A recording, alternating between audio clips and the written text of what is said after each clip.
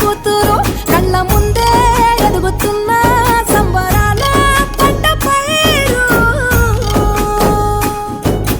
వంద గడపల మందన పల్లె, గోడ గట్టని గూడున పల్లె, చెరువుల తుల్లటి జల్ల షాప